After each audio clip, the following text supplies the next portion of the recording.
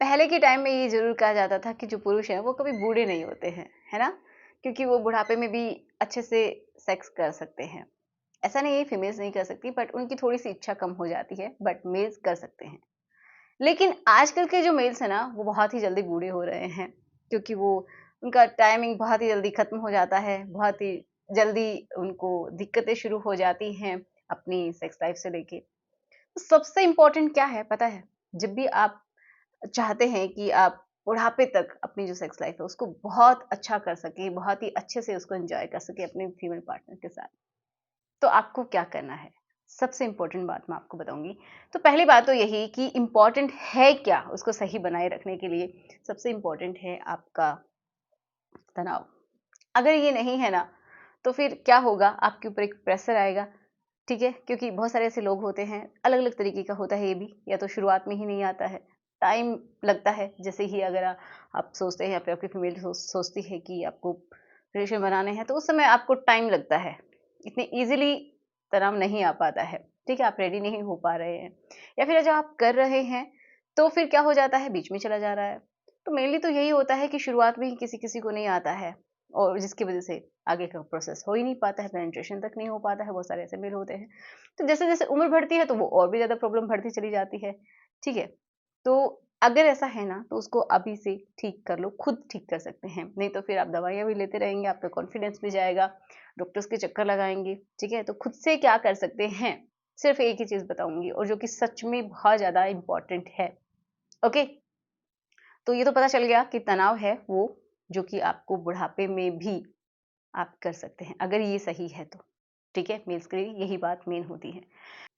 तो चलिए अब बात कर लेते हैं कि अगर आप सिर्फ़ एक चीज़ को बढ़ा लेते हैं ना, तो उससे बहुत सारी प्रॉब्लम्स का सॉल्यूशन हो जाएगा।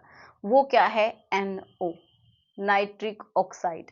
अगर ये आपकी बॉडी में बढ़ जाता है ना, तो क्या होता है कि आपको बहुत सारी प्रॉब्लम से छुटकारा मिल जाएगा। बहुत सारी मीन्स, जो ब्लड, देखिए ब्लड ही मेन चीज़ होती है कि जब आपका ब्लड का फ्लो आपकी उन ऑर्गन्स की तरफ बहुत अच्छा होता है ना, तो ईज़िली आप क्या कर सकते हैं, आपका जो पार्ट है वो इरेक्ट हो सकता है, उसमें तनाव प्रॉपर रह सकता है कंटिन्यू, ठीक है?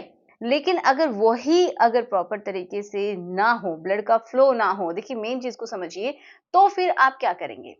तो फिर वो ईज़िली तनाव भी चला जाएगा या फिर आएगा ही नहीं, सिंपल सी बात है। तो उसको कैसे ठीक कर सकते हैं आप खुद से? तो आपको क्या करना है कि आप डीप ब्रीथ लेंगे, ये बिल्कुल सही बात है। जब आप डीप ब्रीथ लेते हैं ना, और सिर्फ नाक से ही सांस ले रहे हैं और नाक से ही छोड़ रहे हैं, ठीक है? इनहेल एंड एक्सहेल, वो भी डीप करना है, और किससे? अपने नाक की हेल्प से। जब आप नोस्ट्रल से ही छोड़ते हैं तो होता क्या है कि आपके नाक में, ये समझिए, कुछ ऐसी कोशिकाएं हैं, सेल्स हैं, जो कि क्या करती है, नाइट्रिक ऑक्साइड को हमारे ब्लड में रिलीज करती रहती है। देखिए कितनी खूबसूरत बात है, हमारे ब्लड में खुद चला जाता है, अगर हम ध्यान देते हैं तो, कॉन्शियसली आप उसके ऊपर प्रैक्टिस करेंगे तो, ठीक है? तो क्या होगा कि आपके ब्लड में मिलता है, जिससे क्या होता है कि आपकी जो ब्लड की जो ये समझिए, जो धमनियां हैं, ठीक है, जो वेसल्स हैं, उनमें ब्लड प्रॉपर तरीके से फ्लो करता है। क्यों? क्योंकि ये जो नाइट्रिक ऑक्साइड है ना, ये क्या करता है, उनको खोलने का काम करता है। बहुत बार क्या हो जाता है कि संकरी हो जाती है, बहुत ही सिकुड़ जाती हैं, जिसकी वजह से ब्लड फ्लो नहीं हो पाता है, और आपका जो हिस्सा है, प्राइवेट हिस्सा, वहाँ पे तो ब्लड का ही सारा मेन रोल है, क्योंकि जो आपके स्पॉन्जी टिश्यूज होते हैं, वो उसकी वजह से ही क्या होते हैं, उनका साइज, जब ब्लड उनके अंदर जाके भरता है तो ही उनका लेंथ और उनकी ब्लड जो चौड़ाई है वो बढ़ती है, ऐसा होता है। तो अगर आपके अंदर नाइट्रिक ऑक्साइड की कमी आ गई है ना, तो वो प्रॉपर तरीके से वहाँ पे ब्लड नहीं जाएगा, ठीक है? ब्लड नहीं जाएगा तो ये काम आगे होगा ही नहीं। तो आप खुद बना सकते हैं, यही मैं आपको कहना चाह रही हूँ कि आप खुद से बना सकते हैं इसको, जब आप डीप ब्रीथ लेते हैं। जब आप ब्रीथ लेते हैं डीप, तो क्या होता है कि आपकी वो जो कोशिकाएँ हैं, वो खुद नाइट्रिक ऑक्साइड को बनाती हैं, क्योंकि हमारी जो एपिथेलियम जो सेल्स है ना, एपिथेलियल सेल्स, वो खुद ही इसको रिलीज़ करती हैं, और हमारे ब्लड स्ट्रीम में वो मिलाती रहती हैं, जिससे कि ब्लड ईज़िली, जो उनकी जो वेसल्स होती हैं वो खुल जाती हैं, अच्छे से डायलेट हो जाती हैं, मतलब फैल जाती हैं, और प्रॉपर तरीके से ब्लड उनमें से फ्लो कर सकता है। तो आप समझ रहे हैं कि आपकी ओवरऑल बॉडी के लिए भी अच्छा है।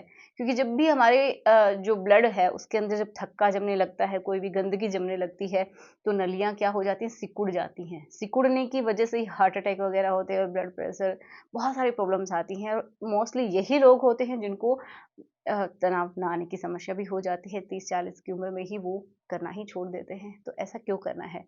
जब कुदरत ने हमें ये दिया है, हम कर सकते हैं, हमारी इच्छाएँ होती हैं, तो एक पॉज़िटिव वे में हमें करना चाहिए। जो लोग ये बोलते रहते हैं ना कि गंदा चीज़ है, ये है, वो है, तो वो लोग खुद ज़रा सोचिए, अगर ये सब नहीं होता तो आप भी इस दुनिया में नहीं आते। तो अगर आप सही चीज़ को भी गलत नज़रिए से देखेंगे तो वो गलत लगेगा। लेकिन अगर आप सही चीज़ को सही नज़रिए से देख रहे हैं ना, तो वो सही ही होगा और उसका परिणाम भी सही होता है। ठीक है? तो एक पॉइंट और हम डिस्कस कर लेते हैं कि जो एनओ की कमी हमारी बॉडी में फिर क्यों हो जाती है। तो देखिए, एनओ की कमी इसलिए हो जाती है कि जो हमारा ऑटोनोमिक नर्वस सिस्टम है, एएनएस, वो प्रॉपर तरीके से काम, इसका मतलब नहीं कर रहा है। जब वो ये काम नहीं करता है तो आपकी बॉडी में स्ट्रेस होता है, आपके दिमाग में जो स्ट्रेस का लेवल है वो बढ़ जाता है, आपको एंजाइटी होने लगती है, आपको हमेशा प्रेशर फील होता है कि मुझे करना है, करना है। ये सारी चीजें कनेक्टेड हैं आपके नर्वस सिस्टम से। ठीक है? तो जब आप एनओ का लेवल बढ़ाएंगे, जैसा कि मैं बताऊं आपको कि डीप ब्रीदिंग से, तो उसकी वजह से क्या होगा, ये सारी प्रॉब्लम्स दूर होंगी। ठीक है? तो 2 ही तरीके हैं आपके नाइट्रिक ऑक्साइड को बढ़ाने के लिए। पहला जो मैंने बताया है, डीप ब्रीथ, और कुछ नहीं। ये इंपॉर्टेंट है, डाइट का तो ख्याल रखना ही है। दूसरा क्या है कि या फिर आप दवाइयाँ ले लीजिए। ठीक है? जो कि हो सकता है कि आपकी बॉडी में कोई साइड इफ़ेक्ट भी दे दें। ठीक है ना? तो उन सब से बचने के लिए आपको अपने ऊपर ही फ़ोकस करना चाहिए। तो आशा करती हूँ आपको समझ में आया होगा। सो मिलते हैं नेक्स्ट वीडियो में। Thanks for watching. Good bye.